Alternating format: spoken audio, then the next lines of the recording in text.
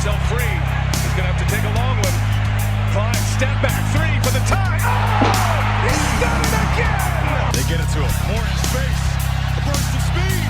A first down for Purdue. He's still going. Moore cuts back. Touchdown!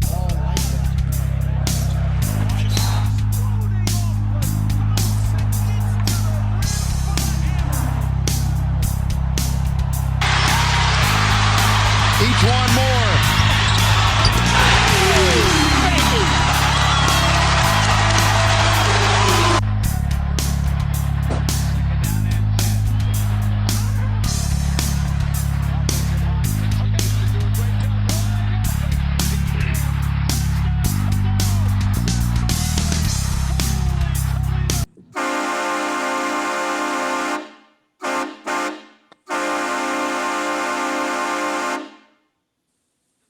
Awesome. Well, great intro as always, Chris. Welcome back, everybody, to the Boiler Express podcast. So this is episode, we've got to be getting close to 20 now if we're not at 20 yet. But we've got a really good episode tonight. So still a lot to talk about with football. I think this is something that's kind of new for Purdue fans. Just this excitement, all these new developments is not something that's typical in a Purdue football offseason. So it's pretty cool. It's a new thing that we're all experiencing, and so to help us talk about football and in particular, a certain player on that team, we've got Conrad Mockobee with us tonight. So Conrad, welcome. We're excited to have you here. Hey, glad to be here, fellas. Glad to be here. Awesome. Well, as always, you've got myself, the Ultimate Boiler, Frank the Stat Tank to my right, Russ below me. We've got Dylan, and of course, we got Chris or 50 Ghost as well. So we appreciate you guys all tuning in. And as you saw in the intro, lots of different places to find our podcast. So we're on Spotify, YouTube, Twitter.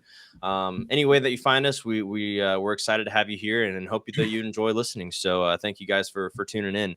And so Conrad, you guys have had kind of a very busy year. I'm sure that Devin going to Purdue was exciting in and of itself. And then just how these last, 5-6 months have unfolded for you guys is not only Devin, but as a family. I'm sure it's been exciting. I'm sure it's been kind of overwhelming at times.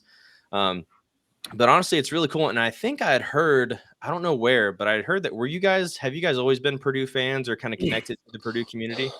Not really. I mean, okay. For us, it was more the educational side, Devin had, Ivy League offers from like Penn, Columbia. He had Harvard looking. He had engineering offers from like Rose-Hulman.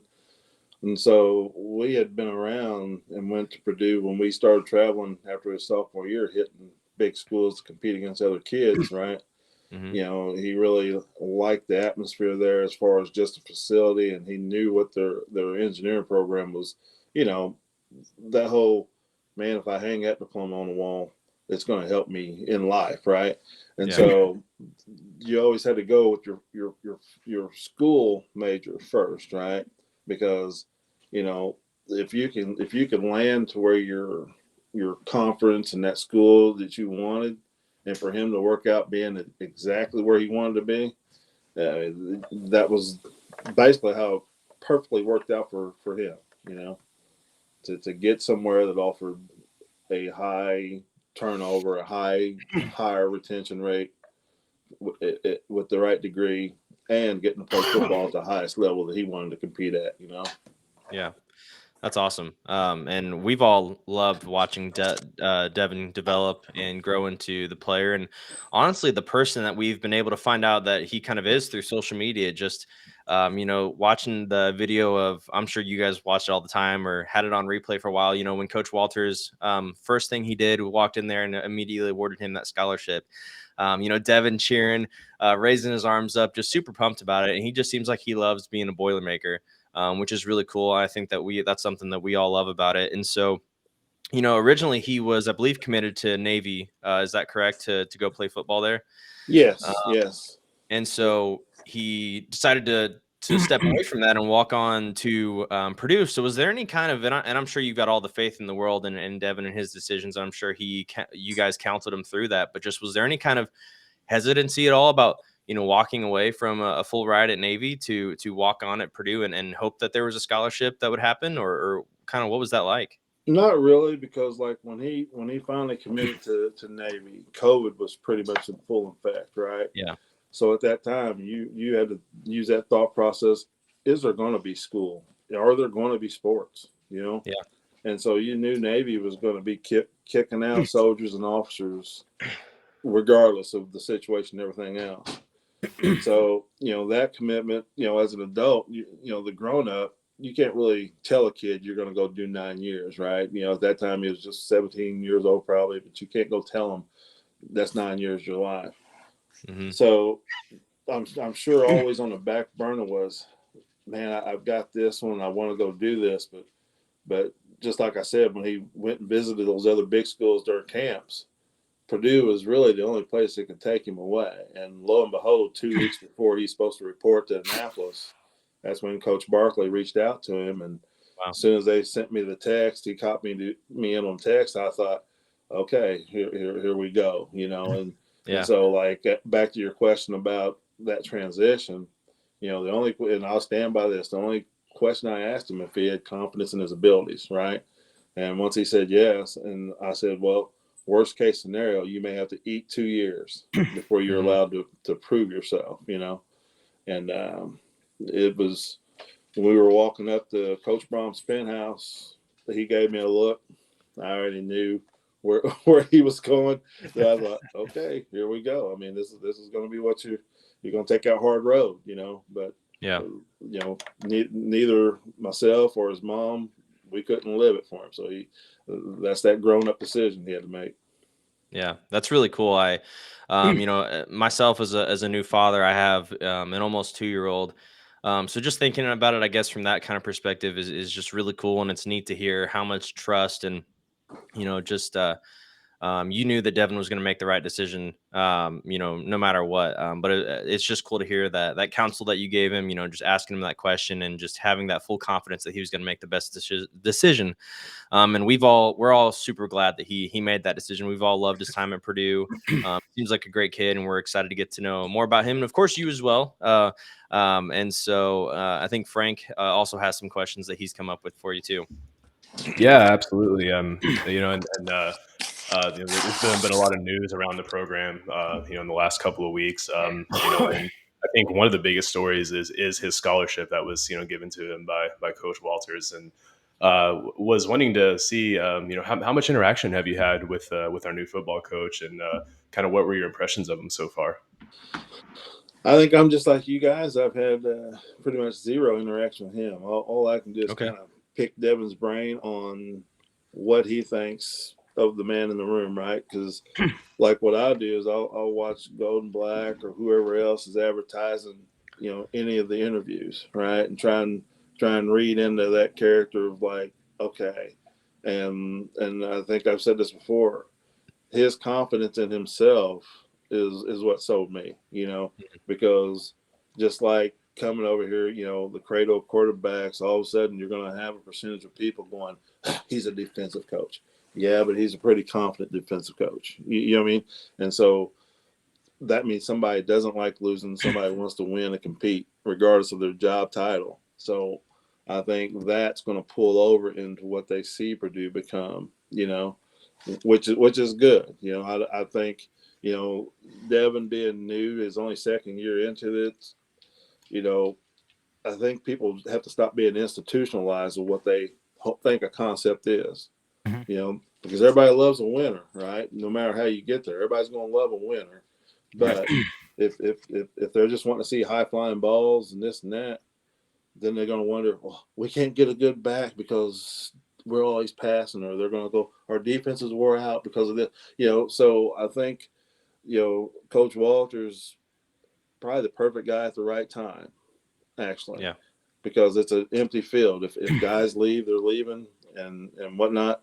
But now everybody coming in feels like it's just like if you're going to a big camp somewhere. This guy doesn't really know you. He can't go off of this and that stat. He's going to look at your performance and practice and stuff. And guys may get elevated like that. He comes off very much as a guy who is confident in himself to know what he doesn't know. and put Yeah. people in positions to cover that deficiency.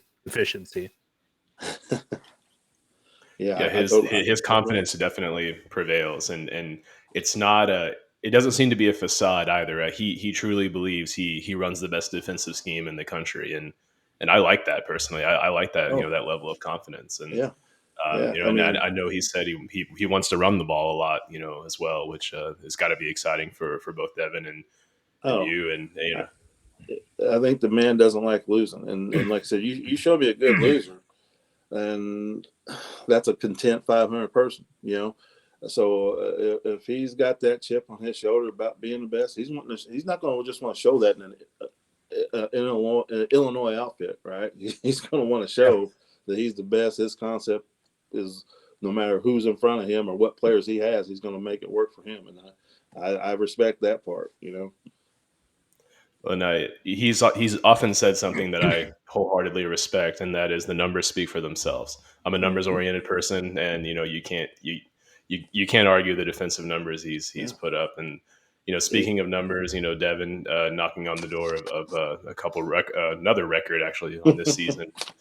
As I kind of reflect back on his season, like, man, he's really had some great moments, and I won't share mine just on the off chance that we have the same favorite moment. But if you had to pick one favorite moment of the season for Devin, what would you say that was? See, it's easy for me because just like his youth league shirt, you've watched football and kids for a long time, and so I feel like he's playing the same way he's always played. But like the moment that I liked the most was probably after the Minnesota run. The Big Ten Network held the cameras on the sideline just a little long, right? And you could see his teammates coming up, high fiving, hugging, coaches coming over, grabbing him. That's when I feel like the success of a walk on transcends over because now you're being accepted as one of the boys. Not only did you help a team knock off a team they hadn't beaten in a few years, you get to embrace that moment of those guys coming over and go, man, So for as a dad or as a parent in general, that was better than the run for me. No, that was actually my favorite moment as well. Was that I that think that run? And I'd third that. That is definitely yeah, probably my favorite moment. and I'll never forget watching that. As I was watching with my father-in-law, and I was telling him, like, he's a walk-on, and he's not playing. He couldn't believe it. It's like, he's not playing like a walk-on. Like, nope, no, he's not. And he just iced this game for us, and I just that was remember that play going through my head. He goes right, and I'm like, "Oh, this will be a couple," and he's gone. Yeah, Yeah. it was. That was Yeah. crazy. But Yeah. even the cut ups, the cutaways of the videos, you hear Coach Barkley telling him you faced adversity and you responded, right? Because you remember earlier Mhm. he fumbled, and so like as family, you're like, he's done. He ain't coming back in this Mhm. game, right? And so for him to be able to recover and come back and do that and have that moment, and then the team kind of still embrace him, say, "Man, it was all right. You made up for it." That Yeah. was that was good. That was good. Yeah, and When I love when he makes that cut to then break away down the field because he could have, we're trying to kill the clock at that point. He could have very easily just like laid down and gotten the easy first down, and he said nope, and tried to take it to the house, and he almost made it. He stiff armed a guy for a good 5-10 yards. That stiff arm was amazing. Yeah. So Yeah. I just love that mentality of like just going for it all. Really Hey, cool to see out of him. even if he runs for 3 yards, he's trying to score. Trust me. That's why they think, oh, he just runs hard. No, he's running to try and score every time he Yeah. touches. It's not, so like I said, those 3 yard little B stack up yards, every one of them in his mind, he's wanting to go. Right. and this may sound slightly embarrassing, but I go back and I watch that. I've watched that play probably 30 times, and I still don't completely understand what all he did. I mean, there was just so much shiftiness, so much lateral movement. I mean, it's a kind of an odd comparison here, but it reminded me of Jason Williams. If anyone remembers Jason Williams, the point guard, you'd have to slow down a lot of his crazy passes to understand what just happened. So it was an interesting comparison there for me. But and to your point, the players kind of embracing him after that play was something really special. And those are the things that the everyday fan maybe doesn't get. And I know oftentimes when we have players on here and people close to the program, such as yourself, we always like to try to see if there's any maybe funny stories that you would have that you'd be willing to share. Are there any funny or memorable stories so far from Devin's career or your involvement with Well, the program? the playing part, there's really no humor in his playing part, except for, you can tell. I always try and read his face. You can kind of think, but like for me, we trade out vehicles during winter time, right? Because obviously Lafayette has a little bit more aggressive than what we have down here in Southern Indiana. So A little bit. last year, what was funny is when we had that like 6 inches here. I think they might have had him between 8 and 10, and he kept sending me pictures of him pulling out his buddies and teammates with my truck. And I was getting a kick out because he felt like he was a big man on campus, right? Because if they broke down, let's call Devin. And so he would send me a video, and I would start laughing because I thought first I would go, man, please don't tear up my truck. But that's good. You're still being a kid, and it's another way of making friends, right?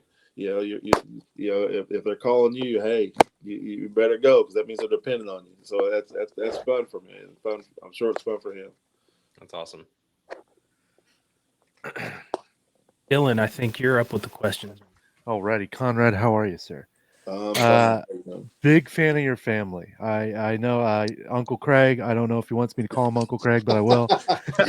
He follows me on Twitter. Big fan of his, big fan of yours. Your family, in my opinion, is the first family of Purdue football. Just like you're all such nice people. But when it comes to Devin's support system, obviously you and your family and us Purdue faithful and the city of Boonville. What's that support mean to Devin and your family, and how has that helped him through his journey? Well, I think it's everything because even when Devin was in high school, it's like the town embraced him because, and I know my fellow man from Evansville understand what I'm going to say. The only time they wrote about Boonville was if somebody from Evansville came and played us. A team from Evansville, your local teams like Memorial, Central, and Rights, if they played us, we hit the paper because they wrote about those guys playing, right? And so we tried to reverse that flow to where it became about Devin and Boonville, and the town really took to that pretty good because they kind of understood that, hey, they're talking about us for whatever reason, which made it nice. And then once he got, even when he went to Navy, man, they were like, hey, let's give him a key to city. Let's do some things.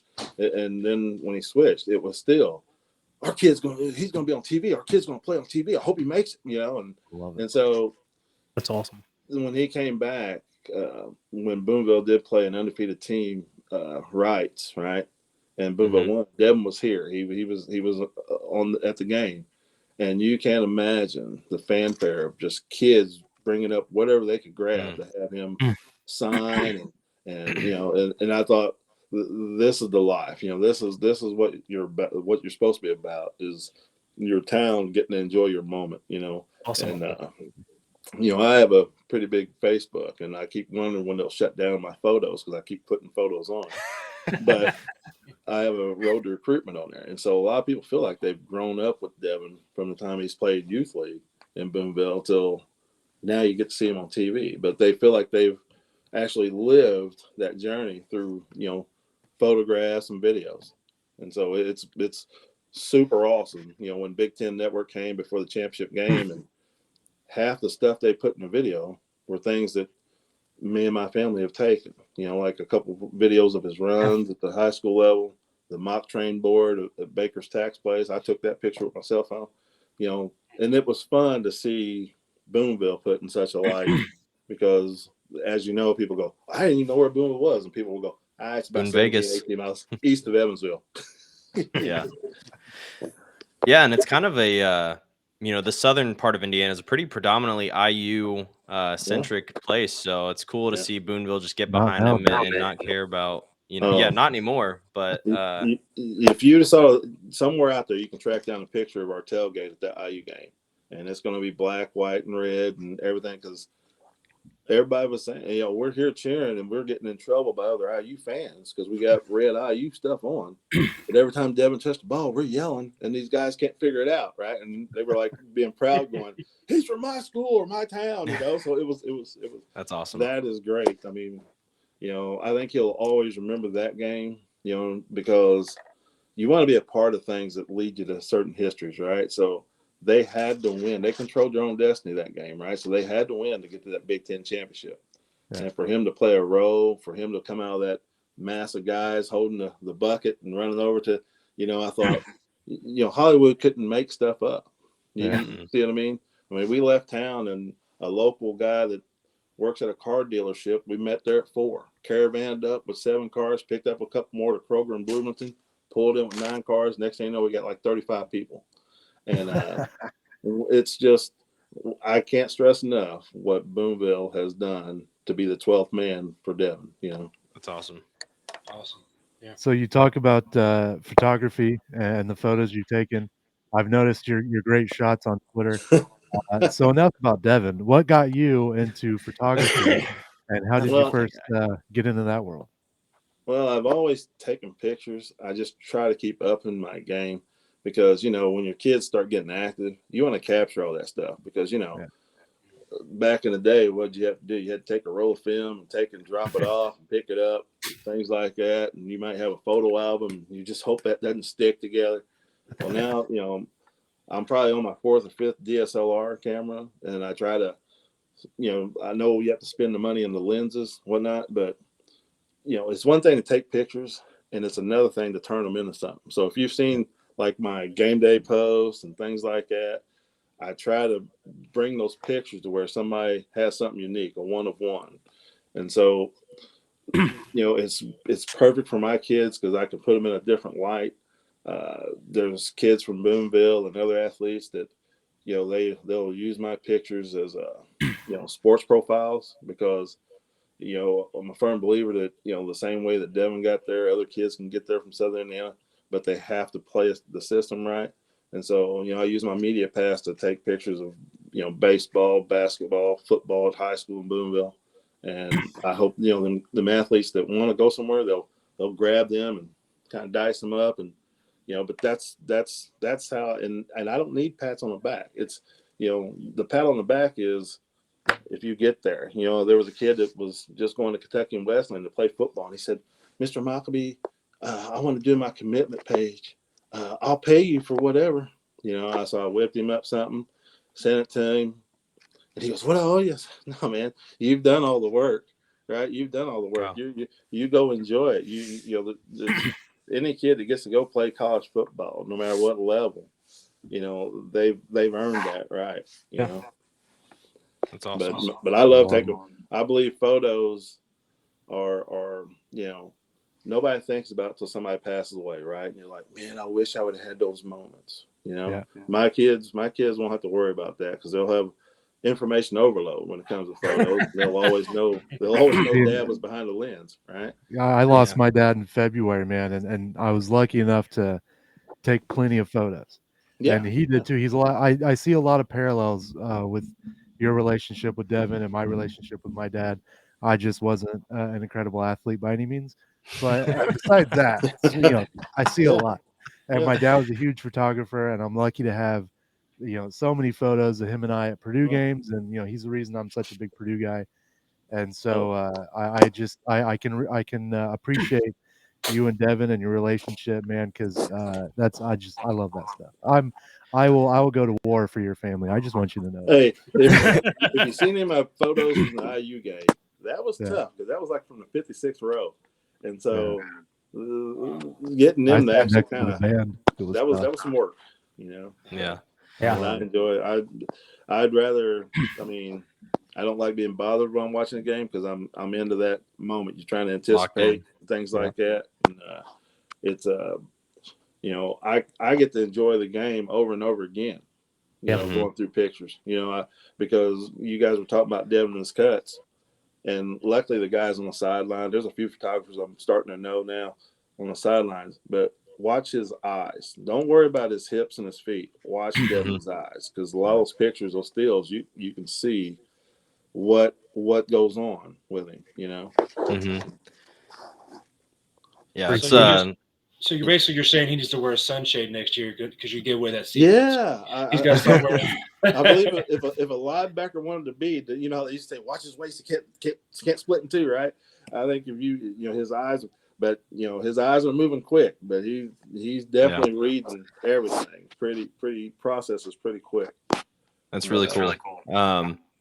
I really like hearing you talk about taking all those photos and everything. And it's funny because my mother-in-law is the same exact way. And I used to give her a hard time about it because my family, they just didn't take a lot of pictures when we were growing up. And so my mother-in-law, she takes lots of pictures in general of like my daughter and my our family and everything. But one thing that was funny is the story that we would always tell is there was this time when she had stage 4 breast cancer back in like 2004, 2005. And at the time my wife was really young. And so to celebrate her being in remission, they took the whole family to Disney World. And one of those days they went to SeaWorld, I think, and went to like swim with the dolphins and stuff. And literally it's like a stop motion film. All the pictures that my wife's mom took, it's like you could like make a movie out of everything. And it's so cool. And you're right, having all those memories. And even my wife is an only child, so even her cousins are basically her sisters in my mother-in-law's eyes. And so when it came time for like senior day and stuff, their parents were always hitting up my mother-in-law because they knew that she already had an album ready to go. And with tons of memories from their times in sports or other things too. And so it's just really, really cool. Oh, you can capture the best moments with a camera, right? When Devin graduated, every kid that got a diploma got a picture taken of him because I was just right where I could work that out to where everybody got a picture, right? And so that's stuff that other parents, they may be sitting behind the stands, right? They never get that moment, but if you can capture that for them, they'll be your friend for life. And it got to where on a Friday night of the football game, I would take probably up to 1,000 pictures, right? And I would put every one of them out shy maybe 100, but in between 700 and 900, I would whip out and have them out by Saturday afternoon to where those parents could go through and pull pictures and want this or that. But those moments, they're numbered because like I said, you're only there 4 years. Next thing you know, that kid's graduating and working or doing something. But you will have those things captured. And somebody mentioned senior night. Those players' last football games. You've probably been 1,000 games where it's the last go around for those seniors. I don't care what level, to get them and their parents embrace. And you're not going to get better moments, right? Because they're basically saying, "Job well done. You finished your race. This is awesome. I know you're sad now, but you'll look back and have a great time." So that's if you can get those, man, you're doing good. The one photographer that got Devin during that, we talked about the coach coming in and giving that. Remember the hands up pose? Mm-hmm. That guy that got that still photo, I personally thanked him for that moment, because that's a moment, because you're not going to see that happen very often of a coach walking in and giving a kid a scholarship and that photographer in the room catching that. So that was big for me to have that. Yeah, absolutely. So a couple of us, few of us, 3 of us, I think, are parents in here. Yep. And we've gotten some perspective of like players' experience, being on the field and success and that type of stuff. But kind of what's it like being from the parent side of it? We all want to be, as parents, we want the best for our kids and everything like that. But just kind of seeing it all, the 18 years of hard work kind of culminate into the success he's had on the field. Well, I think the best way I can put it is you get the same feelings you got when they were little, playing whatever, because in football you got 11 guys going out there. So first thing you do is you're scanning the sideline to see if you see that number that belongs to you, right? Mm-hmm. And then once you go, then the excitement starts building. You're like, okay, what formations? You start really looking into things and going and try to anticipate some stuff. But I was happy last year when he came, and he had done a hamstring before their first game. So he was one of the guys just in street clothes on the sideline. Dude, I was tickled pink because he was standing on a Purdue sideline, right? Yeah. That to me was like, man, you made it. You're here. Because no matter what, you're hearing the same noise around you that everybody on the field's hearing. And so as a parent, I took video of that. I took video of him coming out, walking in Purdue sweat clothes, running over to the sideline because I was just like, dude, this is your moment. You made That's it. You awesome. know, yeah. So like watching him play now, you know, you got two factors, right? You don't want to see that wrong hit and that bad this or that bad that, but you want them to be successful. You want them to have a role, to feel like, and to me, I want him to have a role to where that guy on the other sideline has to start scheming towards him, which is great, because if you become a value, now you truly are. You're starting to separate even the 11 on the field, right? Yeah. Because you're like, man, I got a scheme for this cat, you know. And so if you can get to that level, then that's all a parent can want, because trust me, I guarantee there's kids on that sideline that may even live in the same apartment as Devin, that probably they've been there a year or two longer and have never seen being that 11 on that field, right? Mm. So for one, I'm like, okay, we're blessed that he's able to do that. But as a parent, you want everybody to experience it, right? Because it's like, man, that's the best. Because I remember him calling or doing this or that when the team was actually playing at away games, right? Because he couldn't even dress and go to the away games last year. So that's a totally different vibe from being one of the hero guys on Friday night. You see what I mean? And so as a parent, man, all you want to do is hope that he comes out healthy, but you still want him to shine. You want you know, you're at that point now where you understand the touches are limited in your career, right? Yeah. And so you need to make the most of that opportunity. And I think that start against Nebraska was a perfect time for him to, and they videoed after, right? If you remember seeing the video after, he was saying, you know, I just wanted to show these guys I could play, right? And that's huge. If you can just have that confidence. And that same video, you know, I think one of the best things out there is that, you know, doubt will kill more dreams than failure ever will, right? And so in that same video, he talks about wanting to prove himself. If you fast forward to the Big Ten championship video where they show the journey video, you know, before the championship game, he has that moment of doubting himself, you know, doubting if he thought he could play with those guys. And then he figured out he could by doing on the field. But that's the one thing you don't want your kids doing is doubting their abilities, because it's going to change everything, you know. And that's actually a good segue. Thank you. Into my next question. And we see Devin run like a man possessed, you know, all the time. It's 100-mile-an-hour, all go, no quit, until he either gets tackled or reaches the end zone, and they call him Soap for a good reason.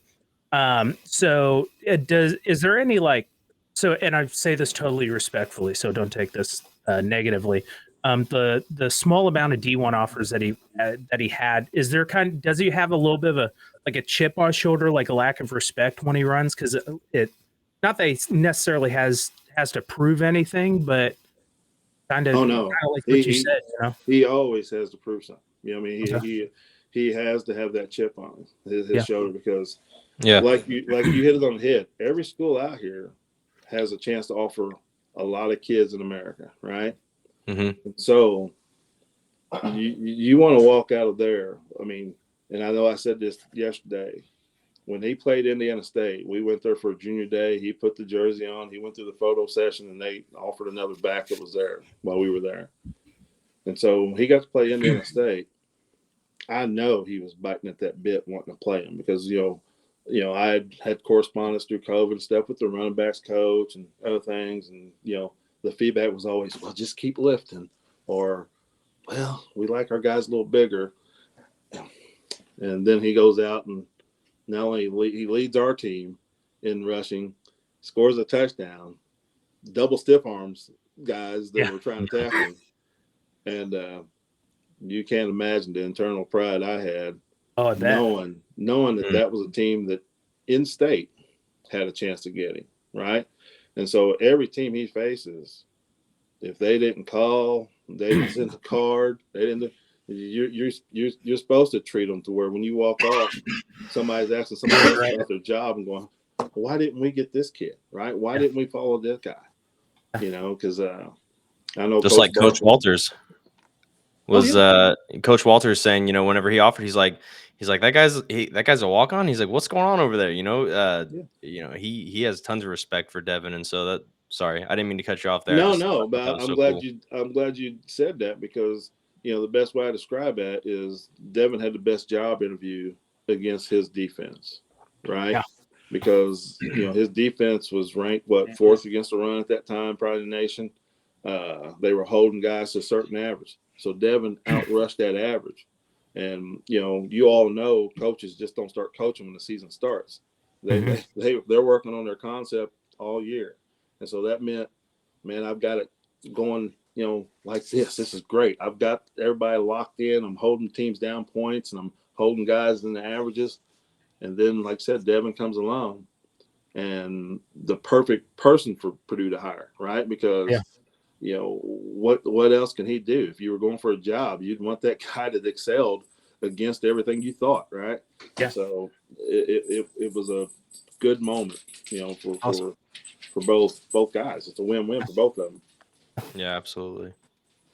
Yeah, so you kind of mentioned a little bit there the pride that you feel at different moments, but most of us, our kids are younger, those of us that have kids, and so we're sitting there celebrating and being proud of like first steps and first words and things like that. But I mean, what is it like, especially been like this season, when you have moments like getting a walk-on invite and then earning a roster spot and then earning a starting job and then setting a freshman rushing record and getting a scholarship as the new coach's first activist? Like what has those moments been like, each time? Like, is it just like never get old, that feeling of like, man, that's my boy? I mean, for us, when I say us, I mean his family, because there's a lot of us that was a big part of his recruitment, even in high school and all that.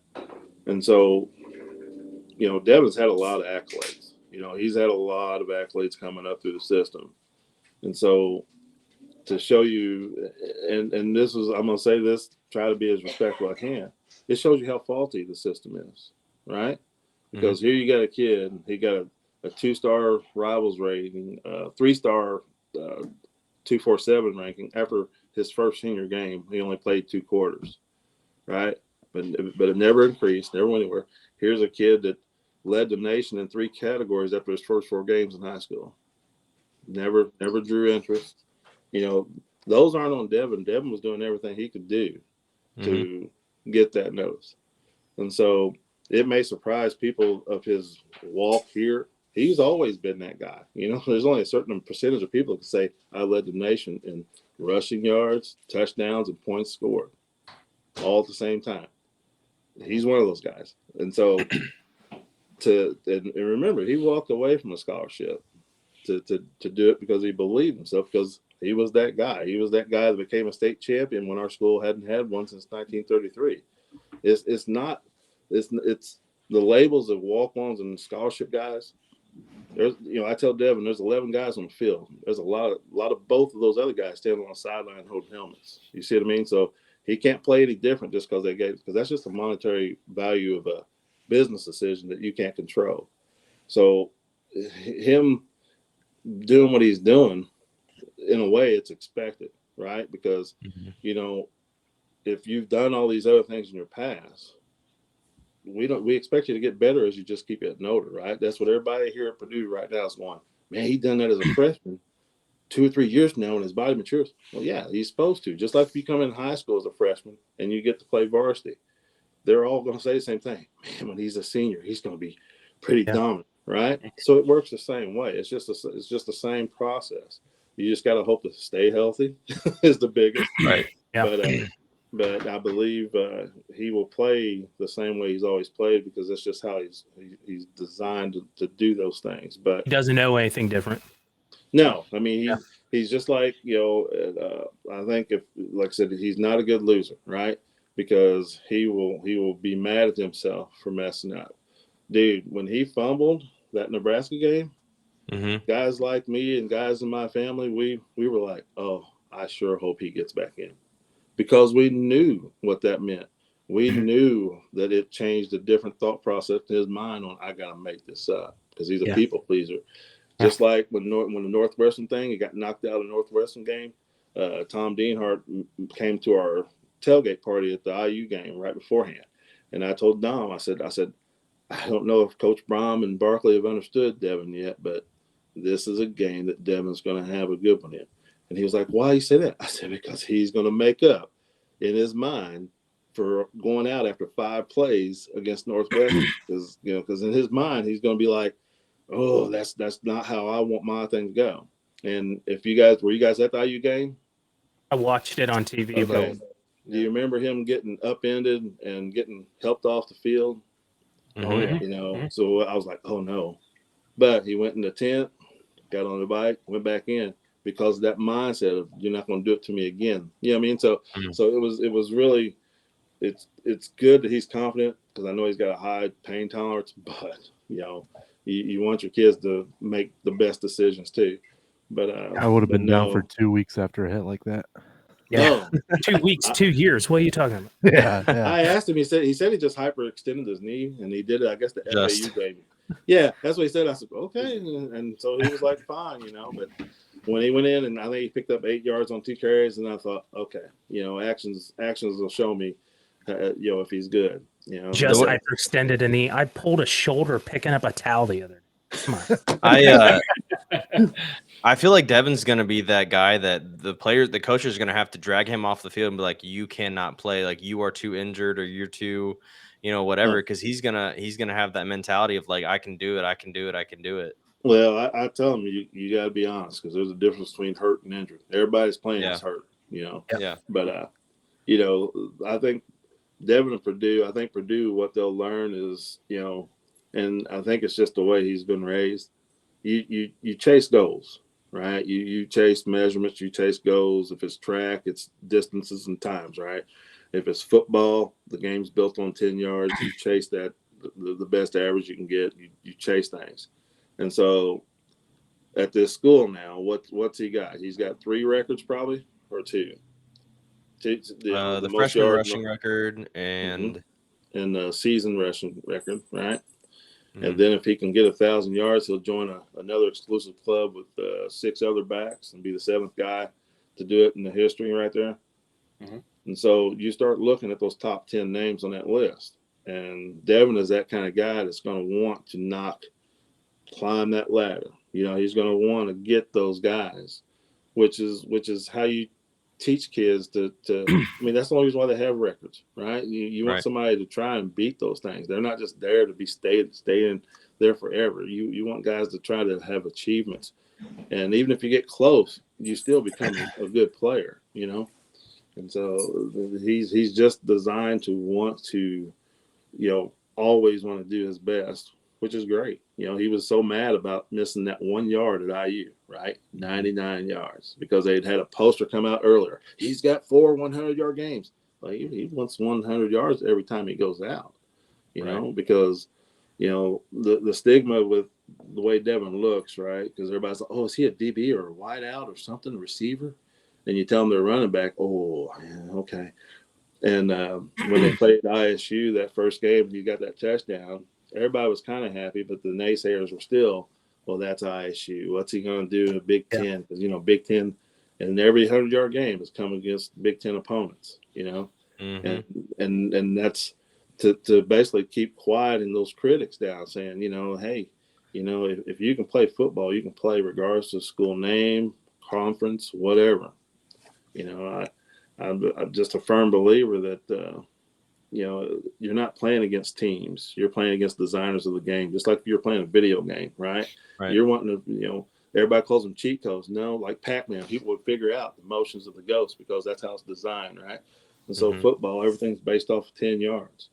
And so you beat those averages to where the math becomes simple. If you're a 5-yard averager, right, or better, the game becomes a little easier if you're calling stuff, right? And so you beat how the game's made to you get those kids. I know you guys got young kids, but if they play sports, you want them to be there till senior night, right? Because that means they've played something from the time they started till that last go around. They walk out there with their parents and everybody's clapping for you, and that means they played something they liked all that time.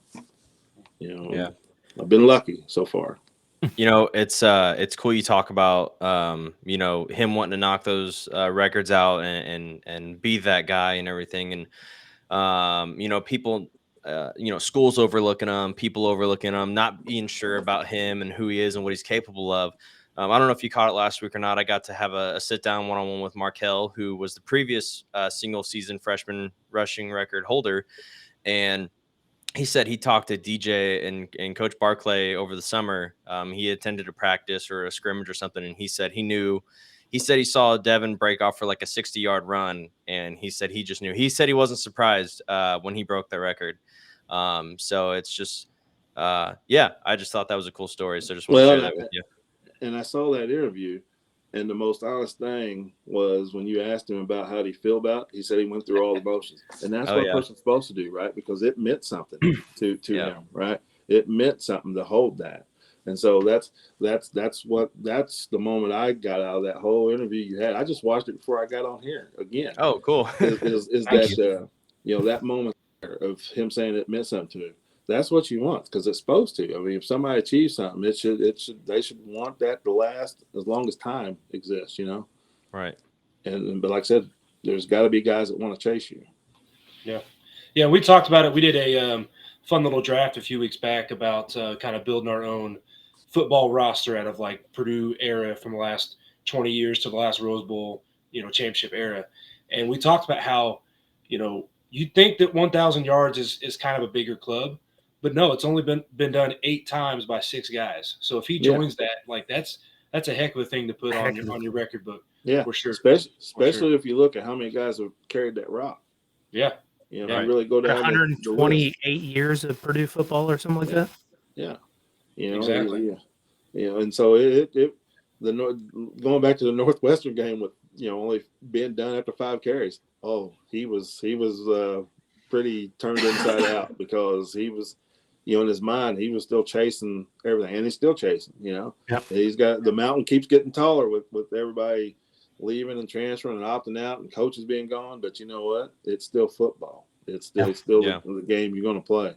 Yeah. So you've been doing a good job of segueing into some of these questions. That goes right into my last question. It's kind of like gives you an opportunity to expound. There you go. Hey, there you go. Give you an opportunity to expound on some of the things. Than I am. Yeah. Some of the things you've already talked about. Awesome. There's going to be a lot in this question, so kind of stick with me here, and then you can kind of dig into what you want to and not what you don't. But yeah, with all the portal and NIL and recruiting craziness going on, what was it like talking through the Purdue decision with him? And, was it as much the program, which you've kind of talked about this a little bit, but the program and the history and the education at Purdue as it was the coaching staff? And how is it being part of like the parent circle when other kids are doing that, and you might be friend with a certain parent that his kid, automatically just decides to transfer, or, sit out of a bowl game? How does that kind of alter the parent circle a little bit? Well, I looked at the portal and team dynamic as like people switching churches and going to heaven, right? Because you're not going to get in because of the name of that church. You're going to get in because of what you believe. And so Devin believed in his best chances of being successful in a field, right? Regardless of a person, and I think I put it this way yesterday. Say all of us sitting right now on this here made it to the NFL.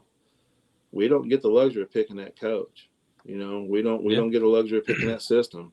We just want that phone call saying, hey, we got interest and we'd like you to join such and such club. So it doesn't matter, where you're going. You gotta love playing. And so that's why he stayed there, because it was schooling first and the physical activity second, because everybody that plays is one injury away from hanging up and needing plan B, right? And so the NIL stuff, we've worked on Brandon Devin for a long time on that hashtag mock train. So it became a little dogfight when the Big Ten Network and the announcer kicked out Crazy Legs that time. And I was like, oh no, because it kind of took off. And but if you just hashtag that in the Twitter and just put on the latest, you're going to scroll back and you're going to see it all the way back to early high school. I mean, but we've been branding here for a long time. Devin's got YouTube videos out there from when he was in 7th and 8th grade. I mean, so it was very important that who he was here followed him to wherever he goes. You see what I'm saying? And Yeah. so like the parent circle, there's only a few that's reached out because I found out there was another back that I guess is on the track team that Coach Barkley pulled over, and Devin competed against him at the state tournament in track and field. So that was fun contact. But my biggest probably contact is Brady Allen's dad, Chris, because of course they played against each other back here in Boonville, and people don't know it, but they actually played against each other when they was young and traveled basketball.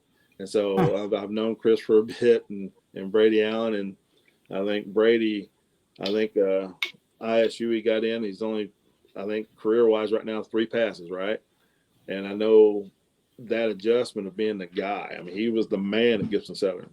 You just want those guys to not lose their confidence and realize that you got to beat the system. Unfortunately, there's a system. Yeah, it's a system. But I talked to Chris, and and he was at a lot of those spring practices and other practices, so I would bounce off him what he thought, and he's like, man, I don't know how they're keeping him off the field this year, and and so you believe the guys that and so you want to keep those relationships with the team. But now, like you said, that parent circle, I feel like every parent that's got a kid on that team needs to help pull other kids in, because if I see a recruit that's jumped in the transfer portal, boom, I'm gonna throw something in Purdue, and they're kind of saying, hey man, they won the West, they got in the Big Ten championship, perfect situation, new guys, new eyeballs, so I feel like if parents get involved, they can help their child out just by other players coming, right? Just by not saying you don't have a good nucleus or good players here, but why let guys slip away, right? You can't control the guys that are hitting the portal on your own team. But if you see guys out there, other recruits that that could help, what you're hoping your kid can do while he's at Purdue, a parent should be doing that, So absolutely. Yeah, and honestly, that's one thing that makes me respect Devin even more. Is that Navy is known for their run game. They are an option loving, run the ball every play kind of team, and he probably knows very well he would have gotten tons of reps at Navy. He was going to be a B back there. Yeah, I mean centralized back. So he was, and he says no, I'm going to go to Purdue, which is a school that is known for the air raid offense. So he knew from the beginning he was going to have to not only go there to earn playing time as a walk-on, but he was going to have to really earn it, because they're not a run first school. But it worked out for him because they run the same system that Boonville runs. And so he was almost a 2,000-yard guy, and if we wouldn't have lost 2 games, he would have had a 2,000-yard regular season, okay, before any sectionals and stuff. So he knew that he could still be successful, because like when we went there the day they recruited us, they took us to the running backs room, and Coach Barkley had DJ Knox do a PowerPoint presentation, and they had Boonville plays correlated with Purdue plays. They were just called different, but they wanted him to have that comfort level of knowing, like, look, this is exactly the same play you guys already run, which was a win-win for both the team and Devin, because now you going back into that traveling in the unknown, you're looking at like, oh man, this is just a different location running the same stuff, Right. And so it worked out. Yeah. Awesome. Well, Conrad, I don't want to take up too much more of your time. You've been very gracious in answering all of our questions and everything, and we've absolutely loved having you on here. Yes, sir. Just great to hear your perspective on things as a father, as probably a former coach of Devin at some point in time when he was younger, and just through the whole process and helping us get to know Devin a little bit more, and as well as the Mockobee family. As Dylan said earlier, we're all big fans of you guys. We're rooting for you, and we all want the best for Devin. And so just thank you so much for your time. We really appreciate it, and we were lucky to have you on. Oh no, it's an honor on this end, and like I said, you guys reached out. That's the least a person could do. Like I said, giving you guys time is that's nothing, because it helps you guys, it helps my son, and it shines another light on Boonville. So I think that's great. It's a win across the board, and I appreciate you guys' time, man. I had fun. Absolutely. Awesome. I become a bigger fan of the Mockobee family by the second. God, Well, we appreciate it, man. you, Uncle Craig, still don't know if he Uncle wants me to Craig? call him that, but I'm going to call him that. Yeah, hey, if you see us at the tailgate, every one of you guys welcome to stop on by. Awesome. Yes, I sir. don't know if you saw. I put out there a while ago. I said anytime Devin has a run for 10 yards or more, they need to play Fly to the Bumblebee at the stadium. It's gonna be awesome. In track, his sister and him basically did the kind of same event. She was more of a sprinter, long jumper, but they had a long jump, and we used to call them the Killer Bees. Oh, nice. I love that. Yeah, it was just Awesome. fun. We just play on it, Oh yeah. Cool. Awesome. Well, thank you for your time, Conrad. We won't keep you. We appreciate it, and enjoy the rest of your vacation. Hey, you guys take care, bud. Have a good All right, one. we'll see you. All right. Happy holidays. Hey, Merry Christmas, both all Merry of you. Christmas. All of you. Okay. Absolutely. Bye. Yeah, same to you. See ya. That Awesome. was awesome. That was awesome. Very Yeah. cool. Great interview from Conrad. Conrad, we're super thankful for your time again. I know we just got done saying that, but great getting to know you and the Mockobee family. And we're excited to continue to watch Devin's success and on the field and off the field as well. So thank you again for your time. Basketball, that's a thing that Purdue does too. They're kind Pretty of well. okay at it. They're okay at it. And we get to play as the number one team in the country for the first time ever in Purdue basketball history at Mackey Arena. So pretty exciting stuff. And we did have a game last week, and you all looked at me like I was crazy when I said the lawyer. Sorry, I put Fletcher lawyer together. Floyer. Wow. Hashtag Floyer. We all You know heard it I'm first. we all know Evans I'm really voted off the island. we all know I'm really good with For words, Damon, aka not Devin. Thunder at a Long day. and so you guys all thought I was crazy saying that, oh, what if Davidson beats Purdue? That's gonna make the lawyer family Christmas a little bit crazy. And it there were some points last week where we thought that I thought it maybe was gonna happen. And y'all looked at me last week like I was crazy. So Frank, you said you had a fun question for us to talk about with this game. Yeah. So, I mean, that kind of the big conversation over the last two games with the Nebraska and Davidson has been shooting or a lack of shooting. So the question I pose to the group here is, Painter knowing what he knows about who can shoot and then their ability to shoot. If you're having an off night, shooting wise, do you keep shooting or do you change up the game plan? So are we giving our answer or the Group M tailgate? Oh no, I mean there's no right answer, right? But it's purely a matter of opinion. But if you're the coach, Russ, if you're coaching your team and you know that you have your players all historically have, like everyone on our team, with the exception of Edie, has shot 40% at least once in their career in a season, whether that was high school or at the D1 level. So do you let them keep shooting when they're open and as long as the shots are good, or do you switch up the game plan? What would you do? Absolutely. I mean, how else are you going to score? You got to put the ball through the rim. You've got, like you said, you've got guys that you've ran the plays, you've seen them do it, and you put trust in them. How are they going to shoot the next night then if you just pull them out as soon as they miss a shot?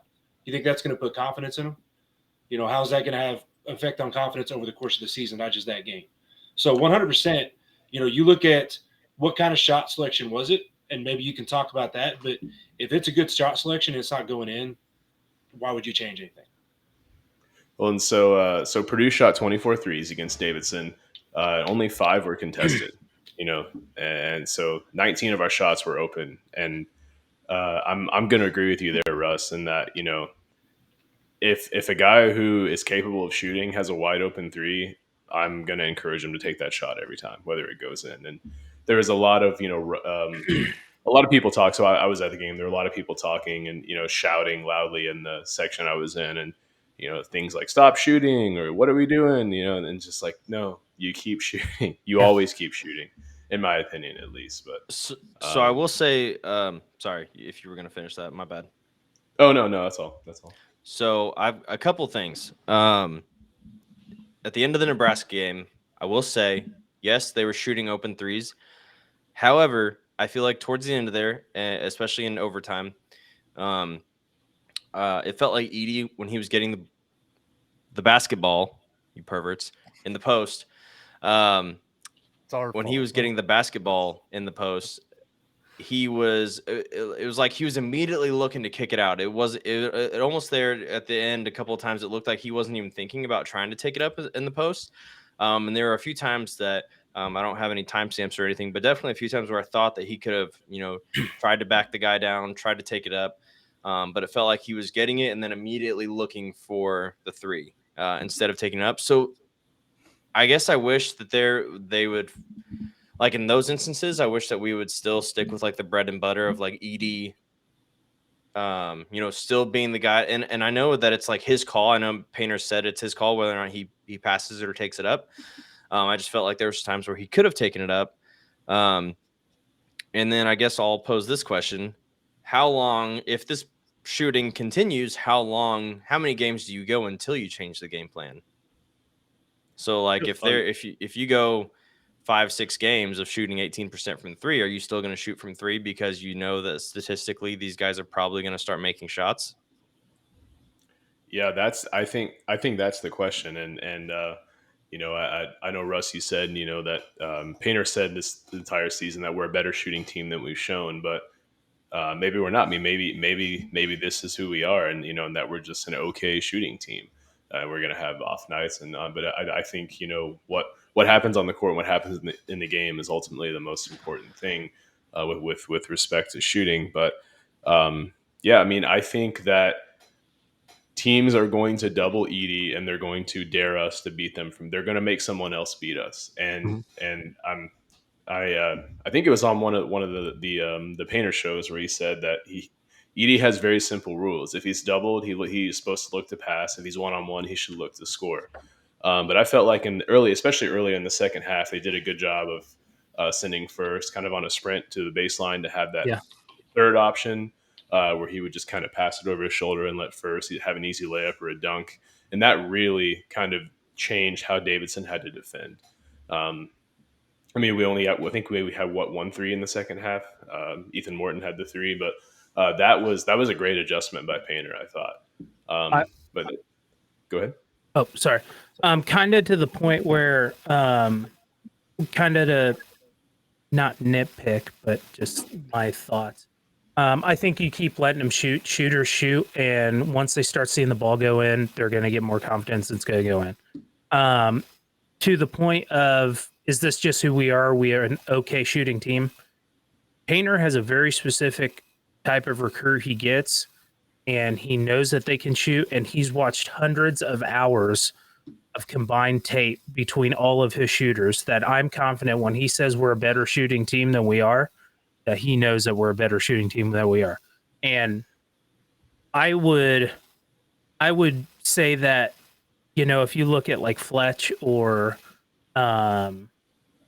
Braden, who are freshmen, maybe that would be the case, but it's been across the board from guys who are decent 3-point shooters, that are missing too. So I think that it's just there's some theories out there as to what might be happening, but I think that no, you just keep stick to the game plan, because again, compared to what we did last year, defense travels, and defense has helped us win the last 2 games.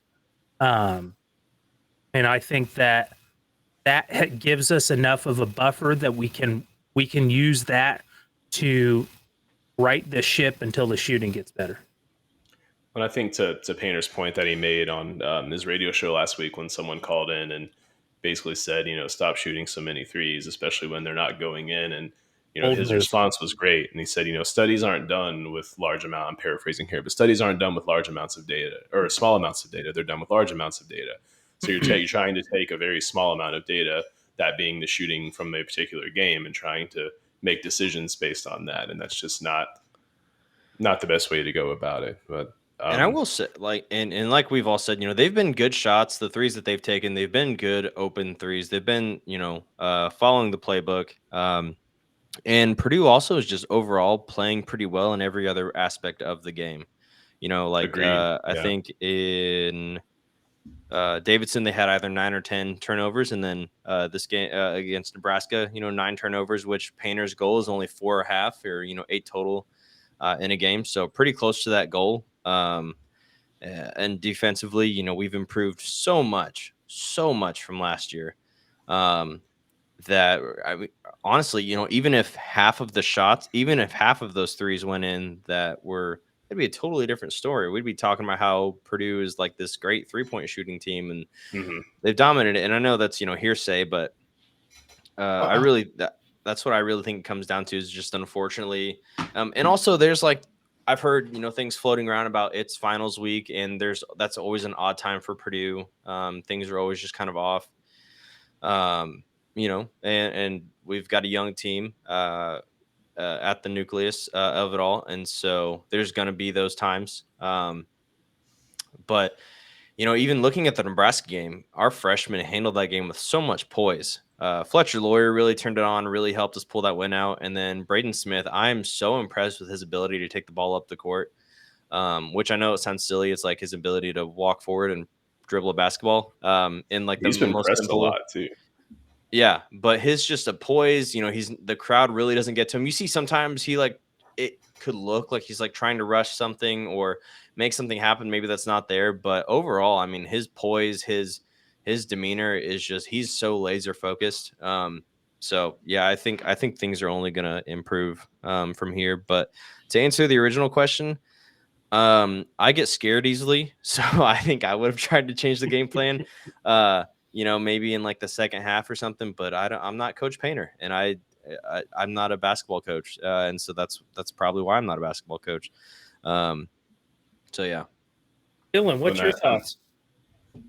I don't know. I just like watching Frank's big brain just roll off stats like it's nothing. Yeah. And so I just get in amazement at that. And man. The one thing I'll suggest too, because I think Painter has kind of alluded to that or alluded to that in the last couple of shows, is, well, if it's your team, what would you do? The guy I think last week that called also complained about not liking that Braden Smith gets slowed down coming down the court and it takes 8 to 10 seconds off the shot clock. Okay, well, we can't stop the other team from guarding him. So if we're not making shots, then what's the game plan? Like Frank already mentioned, they're already doubling Edey, right? So then if they know all we're going to do is try to feed the post, then they're going to triple team him. Frank's also spit out some data on how Edey does in double teams, trying to score doesn't always go the best. So if they're doubling and triple team, knowing we're not going to shoot, then what's the offense then? Was that the old guy that called in? And it was like, my buddies and I were sitting around talking. Yeah. It was a 3-minute question. Imagine having such confidence to call Matt freaking Painter, one of the best coaches in college basketball, and be like, listen, coach, I got something to say. It's like, are you out of your mind? That guy spent enough time on Earth that he has FU time. He's like, I don't care about your opinion of me. I mean, I'm going to the tell you sound what of I his think. voice, he's retired. Let's be honest. Me and all my friends, it's currently 5 a.m., Coach. We're all at the Denny's right now, and our waitress Tracy, she also agrees with our thoughts here. So we'd like to get your feedback. I'd like to be hired, actually. That's the joke I was making when I said, is this the Group M tailgate answer, or are we just trying to actually be logical here? Right. Yeah. Well, I personally thought that this last game against Davidson was a really, really good game from a teaching perspective, right? Because we didn't shoot the ball well. We still found a way to win. Every time we thought we were going to pull away, they would hit that dagger three. Every time we'd get a 5, 6, 7 point lead, bam, it's right back down to 4. And to me, this had the feel and the atmosphere of a first round tournament game. That's very, very much like a team we would expect to see. I mean, they made the tournament last year. They upset Michigan State. For all intents and purposes, this is Davidson's a good team. They're higher ranked in KenPom than Minnesota, and I think if we have that same exact performance, but it's against Minnesota, no one's sounding the fire alarm. But there's a general lack of respect for Davidson as a team. Let's be honest. Have you seen fan base? Sometimes they might sound the alarm. I'm just saying. Yeah, I mean they have been, but I think fewer people are sounding that alarm. But if it's against a Big Ten school, I will say I'll give some fans the benefit of the doubt, because man, football season, it took a lot out of me, because every game was this close. Yeah. So you couldn't relax at all, and then we just jumped straight into basketball. But But no, yeah, the fans can be, we can all be kind of crazy. We can all, think whatever. But at the end of the day, this team's still 11-0. They have an opportunity to learn from those things. And so if we think about it, Nebraska, that's the first time, that's the first game, or I guess the second game. The first one was against Hofstra, but really the first game where a magnifying glass is really being put on Purdue now. They're ranked fourth. They were ranked fourth. How do you handle that? You go into a Big Ten environment in your first away game, true away game, and you win in overtime. And then now you're ranked number one. How do you handle that? And you go into a neutral court during finals week, a court that Purdue has historically never really shot that great in, and you pull out the win. And so maybe now that they've had a couple weeks in that role, maybe that monkey is gonna kind of come off of their back. Maybe that weight, maybe they've that stress, it's still there. Obviously, everyone's vying for Purdue's head. They want to be the one to knock them off, and whoever beats us is gonna really enjoy that moment. But I think now that they've played a few games and they've felt, they've been in that situation, hopefully they can relax a little bit, take some weight off of their shoulders and just, play. If that even is a part of maybe why these games have been close. So, and one thing I loved, and I've tried to find a clip of it. So like I said, I went to the game, immediately left and walked back to the parking garage where I knew it was going to take me an hour to get out of, like it always does when I go to Gainbridge. But I turned on the radio broadcast and was listening to Rob Blackman talk with Painter, and he said these are the types of games that would have terrified me with last year's team. And I mean, and we've talked about it on here. Last year's team was not nearly as well equipped to handle a game where shots aren't going in as this year's team is.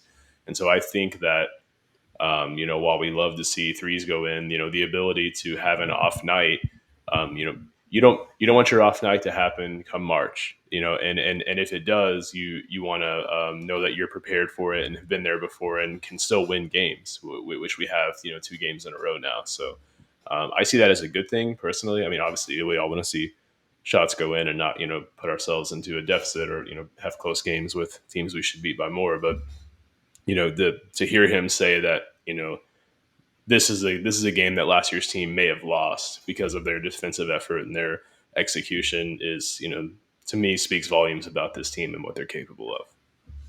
Yeah, absolutely. Well, I know we didn't want to, of course, there's always a lot to talk about with basketball. We're ranked number 1 in the country, and we've got a game coming up against New Orleans tomorrow.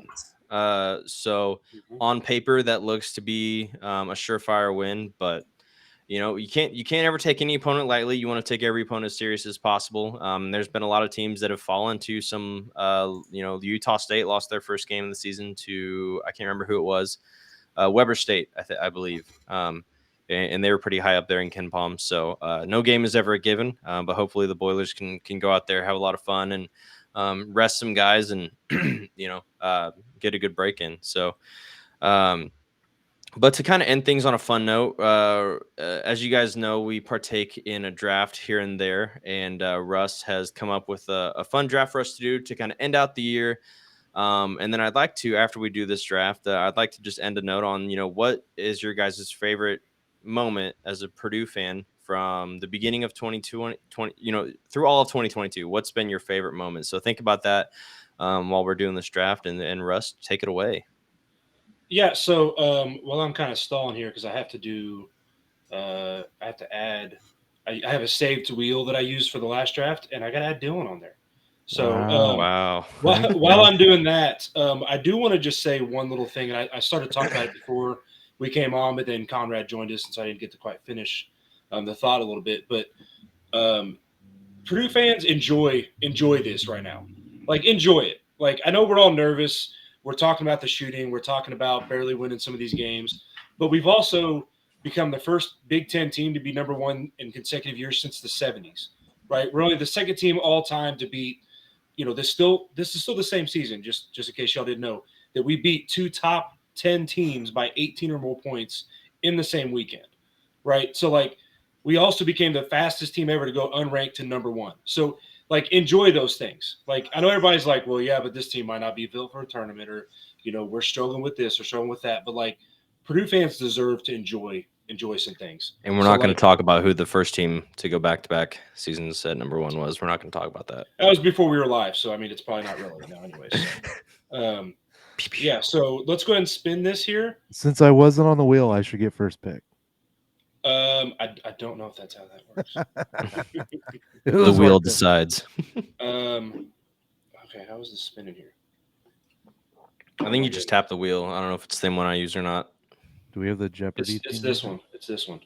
Oh, okay, no, it's different. Oh, here we go. Okay, I can spin it. So, all right. So this draft, it's Christmas themed. It's a fun one, and with Christmas coming up in less than a week, I'm sure a lot of y'all have some more time off work, and you're going to start turning on those Christmas movies that you watch once a year.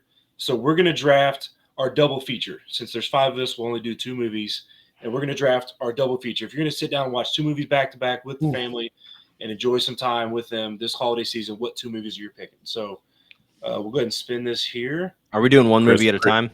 Yeah, Christmas one movie. movie We're doing only? a snake draft. Oh man, I promise. I just spun this and it says Russ. So, Dude, that's what happened to me every time I would spin mine, so I get it. I'm going to spin it again. I can't do that. I can't be the first pick. Are these Christmas movies only, or just any movie? Yes, Christmas movies. Christmas movies. Oh, that's tough. okay. Are you going to bring up if Die Hard's a Christmas movie or not?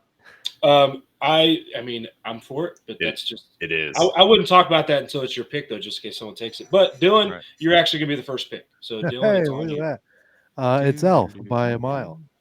Not only because Caleb first is like second to Will Ferrell, but it's just the best Christmas movie to ever be made. I don't care what anyone says. Okay. I like it. So let's see between the 4 of us who is next. Chris, you're up second. Christmas Vacation. Christmas Nice. Vacation. That's Somebody writing these good. down? Somebody writing these down, or do I need to write these down? Not me. I can't spell. Yeah. So what? Like once a movie has been said, is it eliminated from? It is It is eliminated. eliminated from Okay. contention. So Well, all right then, Chris. Chris Good pick. has Christmas Vacation. All right. So let's take Chris off the wheel.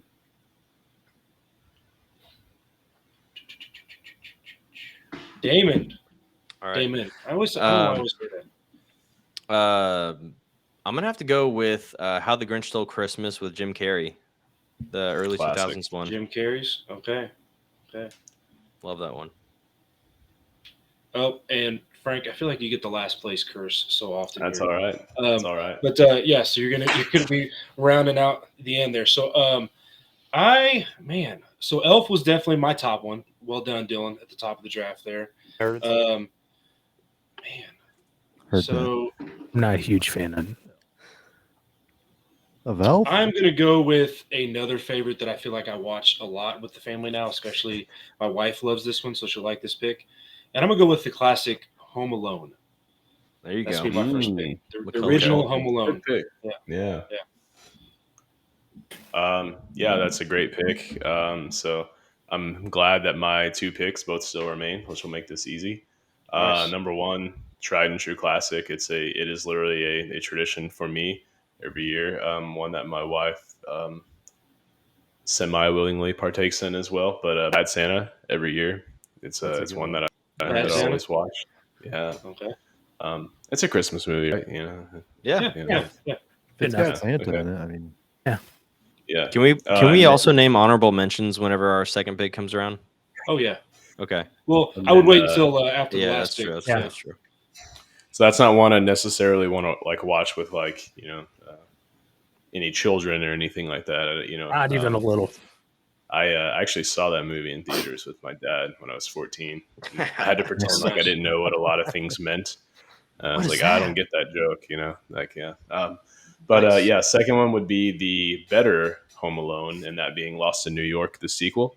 That's actually the superior Home Alone movie. So that would be my second Christmas movie. Interesting. Honorable Okay. mention's gonna be the weird. We got 4 more picks here, Yeah, sir. 4 more Don't picks. be- We're doing it at the We're doing very it at the end. Honorable mentions. Oh, my bad. Okay. All right. Go ahead. Yeah, please. By all means. It was Continue. almost spicy. Yeah, so that was it was a good pick. Ooh. I definitely was thinking about going just that Home Alone right into the sequel, Home Alone 2 as my double feature. I thought that'd be a pretty good pairing. But since you stole that from me, I'm going to take not just one of my favorite Christmas movies, but one of my favorite actors in general, and that's Tim Allen. And I'm going to go with the Santa Claus. Love the Santa Claus. Good one. But it's the Good first one. The other ones aren't the first one's the best. Oh one. yes, the original Santa Claus, definitely. Yeah. Definitely. The other ones are. Yeah. Not nearly as good. They tried to get everything they could out of that franchise, and they should have just capped it number Yeah. one. I agree. All right, so it's Or back to you, Damon. Damon. First of all, I don't agree that they should have stopped after the first one. Tim Allen was my Santa Claus growing up, so no, I'm just kidding. But that was actually going to be my second one, and I think this counts. It's a holiday movie, and I'm going to go with an Adam Sandler favorite of mine, Eight Crazy Nights. I don't know if you guys have seen that movie or not, but it is a great, funny, hilarious movie. I'm a big Sandler guy. Hilarious. Yeah. Whenever you said it was a holiday movie, I knew that's what it was. I don't know why. Yeah. Technical Crazy facts. I thought he was going to go Die Hard just because he asked about it, but that's Yeah. Yeah, Chris, you don't know me or Russ. You're cute. Russ. Yeah. I'm done talking. Good Lord. I'm gonna mute my mic. All right. Mine, right? Yep. Okay. I'm taking it. Die Hard. Die Hard. Okay, There there it you is. go. It's not a Christmas All right. movie. You get okay. You're getting deleted. All right, Dylan. The Polar Express. Elf Polar Express. It's a good one. Okay. It's a good one. The animation's pretty stellar for even back then.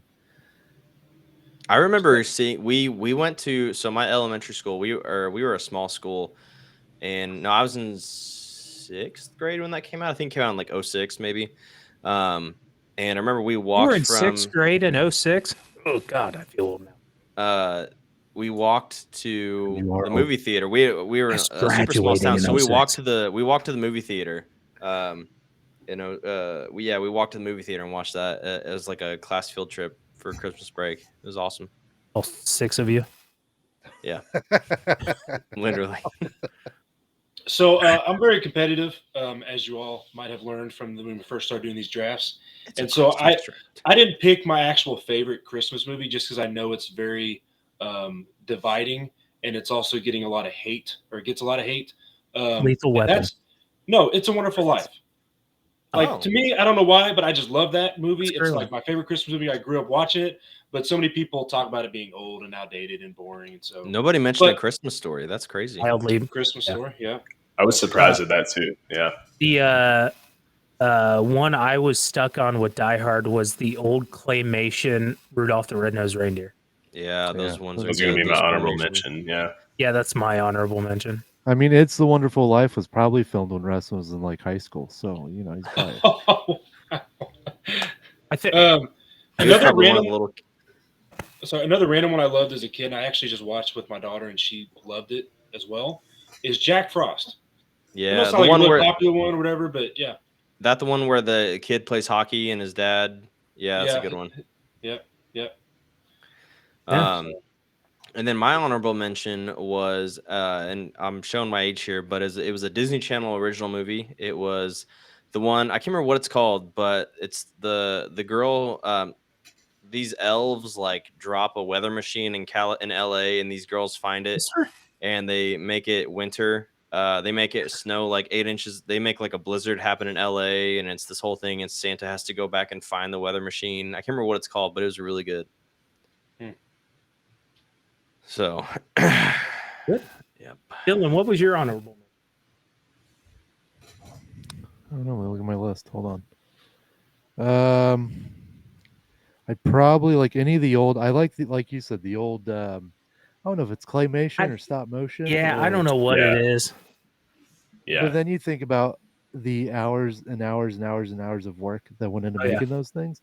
It's good things. Certain characters are creepier than the others, but Abominable, Christmas gotta watch at the least one. Abominable Snowman scared the hell out of me. Oh yeah, and like the winter. all the Peanut movies, Charlie Brown. Those are. Oh, good. those are good. Yeah. Cool. Cool. Did everybody throw out an honorable mention? All right, Sure did. awesome.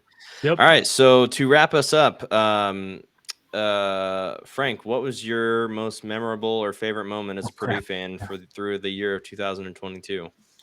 Yeah, man, I've been thinking a lot about that since you said it. I mean, and nothing. It's hard to beat. The going to our first Big Ten championship in football. I mean, that's hard to beat. Yeah. So gonna have to go with that one. Also, Craig, not Craig, sorry, Conrad. I was wanting to mention it, but I couldn't find a good time to put it in there. I can't imagine how he felt when he saw Devin score the only touchdown that we scored in the Big Ten championship game. That had to be a crazy moment, but yeah. So, cool. What about you, Dylan? What was your favorite moment? Besides talking to Conrad, probably the bucket game. I was at the game watching him hold the bucket and the Big Ten West Championship trophy. That was awesome. That's a moment I'll never forget. And Purdue, like it was it was pretty split, but there's a lot of Purdue fans at that game. Mm-hmm. But just the environment, Purdue pulling out such a solid win, and then just the bucket and the bowl and the Big Ten West Championship. It was a perfect day. Yeah, absolutely. What about you, Russ? Yeah, I gotta say it was that crazy weekend, and so I'm gonna kind of cheat and say a weekend, but sitting down with you guys and discussing the Phil Knight weekend and that football weekend and just the craziness of that time in Purdue sports was probably my highlight of the year. Is just sitting down and talk with you guys about all the happenings of that weekend. Russ, that's so nice. That actually was going to be mine, not mainly about talking with you guys, but mainly this. Yeah. That entire weekend was like the best of both worlds, and it was a lot of fun to be a part of and experience. Yeah, I'll never forget whenever Russ called the Facebook group chat, and I just put my daughter to bed, and we were like, oh, and I answered the call. I thought it was like a butt dial because I just feel like Facebook phone calls usually are. And so I answer it and I share, oh my God. And I was like, I know. It's like, sorry, I can't yell. My daughter's asleep in here, but holy shit. Like we were all freaking out and just talking about the emotion of that moment and everything, a culmination of 20 years and something that, to come so soon after like the dark years, of Purdue football. Really great moment. But honestly, one that I had in my mind, and just to go off the beaten path here, really, I loved the Jaden Ivey Ohio State buzzer beater last year at Mackey. I thought that was a great moment. Really fun game. Yeah, that was probably because I looked up the other day. If you type in Purdue buzzer beater, there's not a lot of buzzer beaters that we were a part of as the ones beating the buzzer. Yeah. Not a lot out there. So yeah. Had to relive through some trauma. I saw some Virginia games. I can't remember what game that was that we played him. I don't really want to talk about it. But anyway, yeah, I love that shot because that play really didn't culminate in the way that it was supposed to. It was just kind of like, oh crap, what we had drawn up isn't working. Jaden, here, take it, chuck it, and then it went in, and yeah, it was pretty cool. So awesome. Well, so this is the last podcast that we're doing for the year of 2022. We started this back in, I want to say, early August or late July. And it's been a lot of fun. I've absolutely enjoyed doing this with you guys. For anybody that's followed us, has watched the podcast, whether you've liked it, you thought it was the worst thing you've ever seen, we're super thankful for you tuning in. This has been so much fun. And that's honestly, at the end of the day, that's what this all is. It's just fun to talk about Purdue athletics, and what a time to talk about Purdue athletics as well. I feel like that's becoming a moniker around Purdue, is that there's never been a better time to be a Boilermaker. And I think that's absolutely true. 2022 was a great year with just for so many different reasons. And so I'm excited to see what 2023 brings. So to everybody watching, listening, tuning in at another time, thank you. And just to throw that tidbit out there again, our next guest, our next episode, our next full podcast episode is going to be January 10th with guest Trevor Peters, big guy in the Purdue media world. So we're excited to have him on. Yeah, so we'll get that posted here probably sometime this week or so, just to kind of put it out there that he'll be on. And so if you guys have any questions, submit those to him. And as always, follow us on Spotify, YouTube, Twitter. We also have a Discord channel that we post about from time to time that we try and do, watch parties, talk about Purdue sports, football, basketball, really whatever's going on. So again, we're super appreciative of you guys. We thank you for tuning in, and thank you for watching. Boiler up, hammer down. Boiler up. Well, Choo choo.